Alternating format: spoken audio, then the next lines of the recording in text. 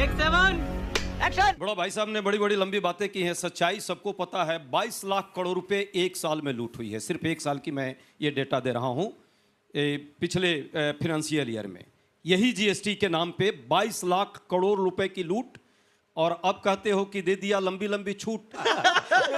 यही है दिखावा आपका। सच्चाई सबको पता है, पूरा देश देख रहा है कि आपने रोजी रोजगार लोगों का खत्म कर दिया है। एमएसएमई 65 लाख एमएसएमई तबाह हो चुका है और वो मृत हो चुका है। उसको आप मुर्दे को जिस तरह सिरप पिला करके मुर्दा खड़ा नहीं हो सकता, उसी तरह आज की हालत है। इस जीएसटी की मार से वो मुर्दा हो चुका है एमएसएमई, उसको खड़ा नहीं किया जा सकता। उसके कारण करोड़ों लोगों की नौकरी चली गई है, लेकिन उस पर कोई चर्चा नहीं किया। उसको कोई राहत मिल सकती है अब? दूसरी बात, बड़ी लंबी बात इन्होंने की है। 75% आइटम आज भी वैसा है जिस पर 18% जीएसटी, जो सबसे ज्यादा लोगों को जरूरत की चीजें हैं। 6% ही मात्र लोगों को थोड़े बहुत राहत मिलेंगे।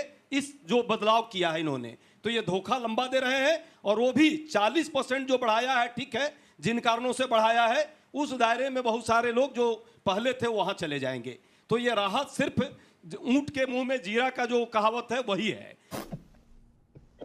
जो बात है हमारे नेता ने बार बार कही है कि आप 5% के दायरे में जो है वो ठीक है। बहुत सारे आइटम जो 18% पर किया है उसको आप 12% पर कीजिए, पहली बात। दूसरी बात, जब इतनी बात है तो पेट्रोल डीजल के दाम क्या कम हो रहे हैं किसी को?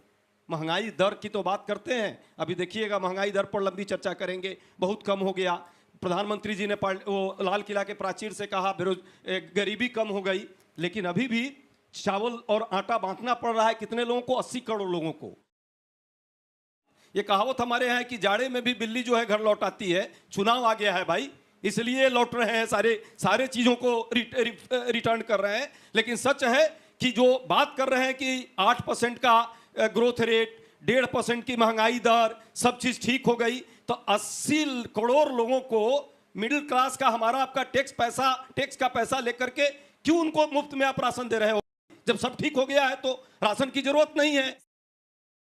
मेरा क्वेश्चन आपसे ये है कि आप जीडीपी ग्रोथ की बात करते हैं 7.8%, इन्फ्लेशन 1.5, बट जो एक चीज़ बीजेपी बात नहीं करना चाहती वो जीडीपी पर कैपिटा, कि जीडीपी पर कैपिटा इनकम और स्पेशली बिहार की जो कि कितनी लो है। तो इस पे ये क्वेश्चन, इस पे जवाब दीजिए सुधांशु। निश्चित रूप से आपने बिल्कुल सही सवाल किया है, मगर जब से हमारी सरकार आई है न सिर्फ पर कैपिटा इनकम बढ़ी है बल्कि ग्रोथ रेट भी बिहार की 14% से ऊपर है, और फर्स्ट, सेकंड, थर्ड, फोर्थ से नीचे कभी बिहार गया ही नहीं है इन 20 सालों में। झूठ बोलो। नमस्कार सर, मेरा नाम अभिषेक है और मैं जर्नलिज्म का स्टूडेंट हूँ।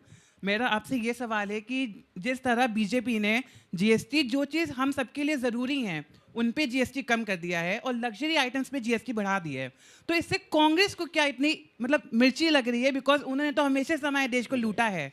देखिए, बहुत अच्छा प्रश्न है। कांग्रेस को कोई मिर्ची नहीं लग रही है। कांग्रेस पार्टी शुरू से पिछले 8 साल से इस बात को कह रही है कि ये जो है इसको डाउन करना चाहिए था, लेकिन इन्होंने क्या किया है? 75% उस सारे आइटम को 18% पर ही रखा है। उसमें किसी को राहत नहीं मिलने जा रही है। सच्चाई ये है। और जो लग्जरी आइटम जो बढ़ाया है कुछ मामले में, जरूर उसका हम समर्थन कर रहे हैं, पर 18 से हम 12% चाहते थे। ये होना चाहिए था, लोगों के जेब की लूट नहीं। दूसरी बात, जुम करो। बड़ा लंबा भाई साहब ने बात की, औरों के ख्यालात की लेते हैं तलाशी और अपने गिरेबां में झांका नहीं जाता। ये कहानी है। आप पूरे देश में जिस तरह से तांडव मचाए, हिंदू मुस्लिम मंदिर मस्जिद मंगलसूत्र मटन पर, कौन नहीं जानता है कि नफरत का बीज बोकर के देश को बांटने का काम आपने किया। आज आपको कहानी दिख रही है। अभी भी ये चुनावी रणनीति है आपकी। आप जानते हैं मुद्दों से भटकाना है। वोट चोरी हो रही है, इलेक्शन कमीशन वोट चोरी कर रहा है, आपको उससे भटकाने के लिए ये सारे कहानी बना रहे हैं, लेकिन जनता समझ रही। सच्चाई ये है, सच्चाई है। अब इनको समझ में आने लगा है कि जनता के वोट की भी थोड़ी बहुत जरूरत पड़ेगी। अब चोरी से काम नहीं चलेगा। और नोटबंदी हुई, मास्टर स्ट्रोक, 2000 का नोट बंद कर दिया, फिर मास्टर स्ट्रोक, काला कानून लाया, मास्टर स्ट्रोक, 700 लोगों की मौत हुई, बंद हुआ, फिर मास्टर स्ट्रोक। वही हाल जीएसटी में इतने दिन से लूट रहे थे, मास्टर स्ट्रोक है। अब कम कर दिया तो कहते हैं ये भी मास्टर स्ट्रोक। इतना ही नहीं, नमस्ते Trump master stroke, howdy Modi master stroke. वो अब कहानी बना रहा है तो उसमें भी मास्टर स्ट्रोक थोड़ा है। उनको भी बोलने दीजिए। जिंगपिंग के साथ टिकटॉक बंद किया तो मास्टर स्ट्रोक, और जिंगपिंग के साथ पिंग कर रहे हैं तो भी मास्टर स्ट्रोक। बेशर्मो, शर्म करो शर्म। सच्चाई है, सीज फायर का क्या है पूरा देश देख लिया। सीज फायर क्यों हुआ कौन जनता नहीं जानती है। जब हम पाकिस्तान पे कब्जा करने की स्थिति में हो सकते थे, इन्होंने कहा रुक जाओ भाई रुक जाओ। अब किसने कहा मैं नहीं कहूँगा, आजकल संबंध अच्छा नहीं चल रहा है, प्यार का रिलेशन अब वो गड़बड़ हो गई है। हाँ, एक बात जरूर है, 25% का जुर्माना इस देश पर किस कारण से, रशियन तेल के कारण से अमेरिका ने लगाया। ये कहावत हमारे यहाँ है ना, खेत खाए गदहा अमार खाए जुलाहा। अरे समझो यार, इस देश के नागरिकों पर वो 25% का जो जुर्माना लग रहा है, और खेत कौन वो खा रहा है? न्यारा का नाम आपने नहीं सुना होगा, गुजरात की कंपनी है। और रिलायंस 45% जो है वो तेल वहां से लेकर रसा से, और वो खेल चल रहा है यूरोपियन यूनियन में, और लाभ कमा रहा है दो कंपनी। मोदी जी का मित्र हो सकता है, लेकिन उसके लिए देशवासियों को इतना बड़ा जो है प्रहार बन रहा है। हमारा कटन उद्योग बर्बाद होने के कगार पर है। हमारी मशीनरी यदि नहीं जाएगी तो प्रोडक्शन जो है रुक जाएगा। उसमें काम करने वाली माता बहन हमारी बहुत सारी हैं, उनके नौकरी चले जाएंगे, बच्चों के फी नहीं जमा होंगे। इनको इसकी चिंता नहीं है। ये तो मास्टर स्ट्रोक खेलने वाले लोग हैं ना। इन्हें तो बस एक बार ऐसा कर दीजिए जिससे जनता का कोई लेना देना नहीं, बस इनके मित्रों की भलाई हो। ये बिक गई है गवर्नमेंट, अब गवर्नमेंट में कुछ नहीं है। हिंडनबर्ग याद आया है इनको। अरे भाई याद कर लेते, वो सेल कंपनी वाला खेल भी 25,000 करोड़ का अडानी जी का। एक बार कम से कम सीबीआई ईडी का कोई चपरासी ही उनके यहाँ भेज देते, वहां नहीं याद आती है। हाँ, विपक्षी नेताओं पर भेजना हो, 193 नेताओं के यहाँ इन्होंने भेज करके छवि बिगाड़ो योजना का काम किया। और सबको पता है चुनाव चोरी के ये सब मास्टरी इन लोगों को है। मास्टर स्ट्रोक के चुनाव चोरी में कर रहे हैं और ये दिखावे का खेल कर रहे हैं ताकि आई वास किया जा सके। जनता अब समझने लगी है। और एक ही नारा बिहार के गली में, गांव में, एक सड़कों पर आ रही थी आजकल, वोट चोर गद्दी छोड़।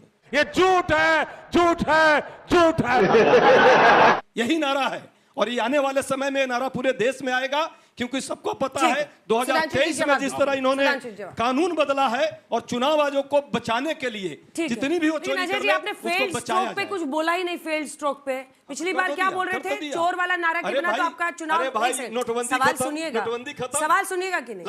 चोर के बिना आपका कोई नारा तो आता नहीं है। 19 में एक नारा था ना आपका चोर वाला, चला ही नहीं।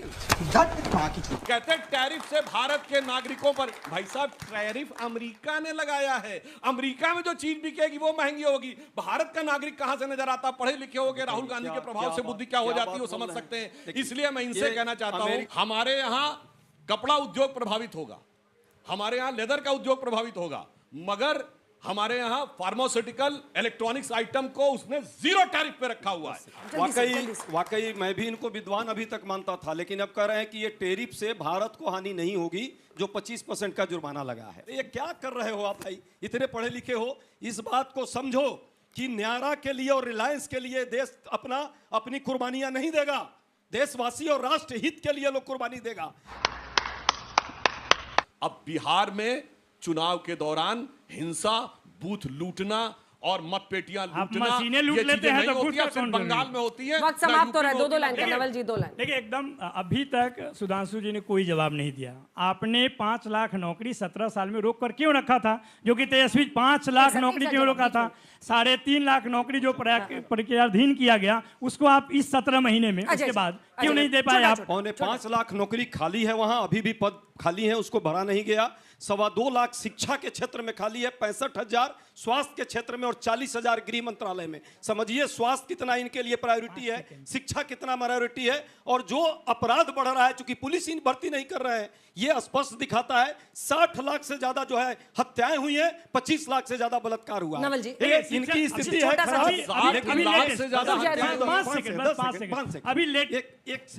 जो एक कहावत है ना, हालत तो खराब है, लेकिन हमारे यहाँ एक बड़ा अच्छा कहावत है, जिंदगी झंड बा फिर भी घमंड बा। तो वही